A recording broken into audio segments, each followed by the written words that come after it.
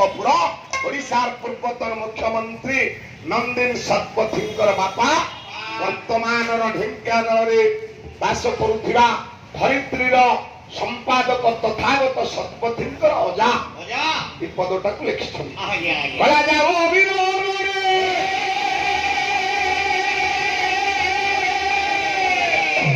तो 3 दिन हला सिलेनी तम गोटा पाल्ला बसाण सुनुई पाल्लार बसाण गोटा अछि तमे पकेई पारिबो नाही तम ऊपर घर काम करू नहीं खाली तल घर काम करू कला जाओ विरोध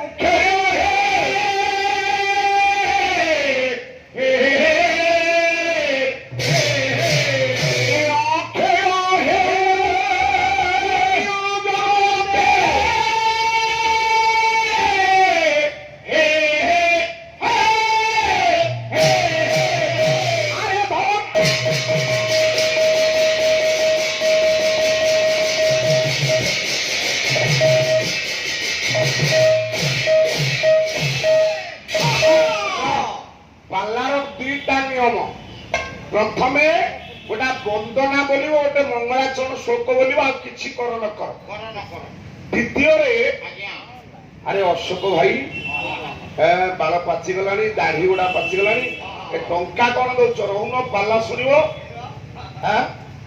अच्छा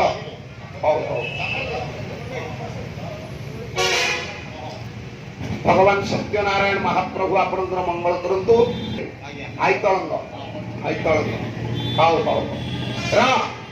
सजग पाल्लारे कौन हब न हब प्रथमे आद्याशक्ति वंदना गोटा मंगलाचरण ता वर्तमान 4 प्रकार मंगलाचरण चलुछि किंतु पाल्लार द्वितीय पर्याय रे गोटा बसाण बसिबो एठी बसिबो जोगेंद्र भाई जोगेंद्र मार्था ये आपण कहउछन ता घर कटक या घर कटक यांको घर मो घर मात्र 1.5 किलोमीटर गाना अस्वस्थ पारी र पुओ जने पाला गवेषक ये कटक रहिला परे मो जोगेंद्र भाई कटक लोक ही जाय कौन करी र सजन ये जने भल पाला गायक जदिओ पुलिस प्रशासन विभाग अच्छी तबे जने भल पाला गायक मो बंधु भी किसी आगे खराब नु किंतु बागटा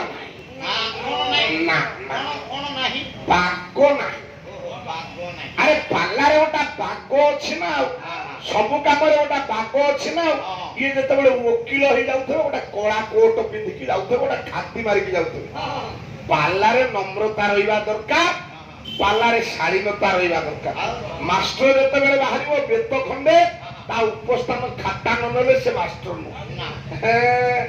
तमे जानू ना किसी बागुटा बंधु होइबनी मोठी रागटा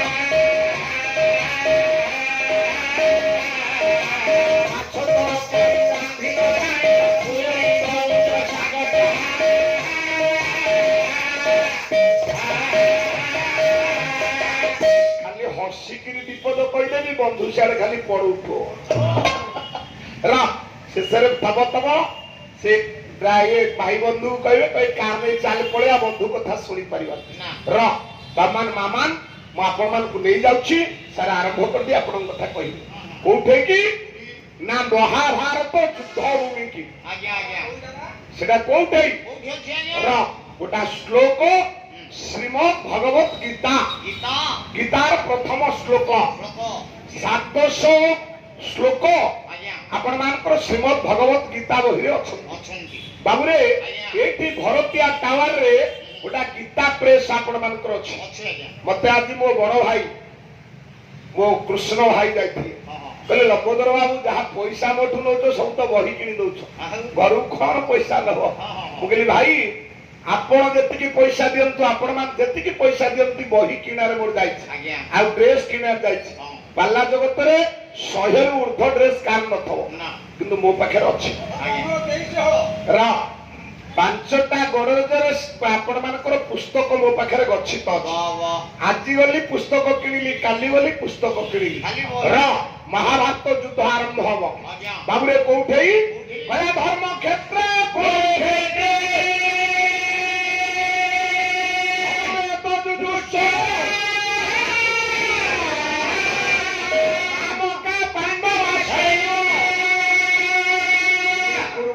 ସଞ୍ଜୟ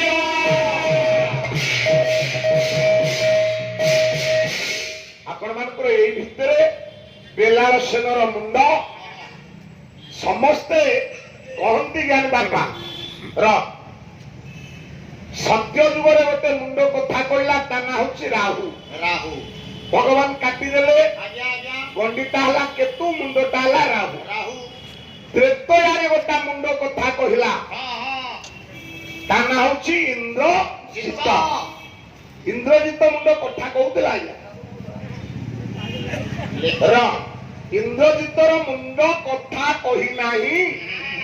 ଇନ୍ଦ୍ରଜିତର ହାତ ଲେଖିଦେଇଛି ତା ସ୍ତ୍ରୀ ପ୍ରମିଳା କଥାରେ।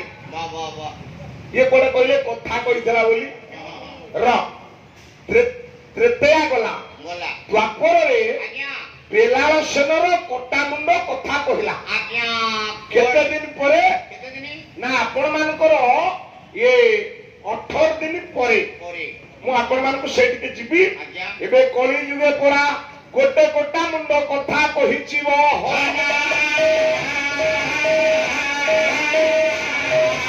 ସେଇ ଗୋଟା ମୁଣ୍ଡ ପଣ୍ଡିତ ମନ କାହାର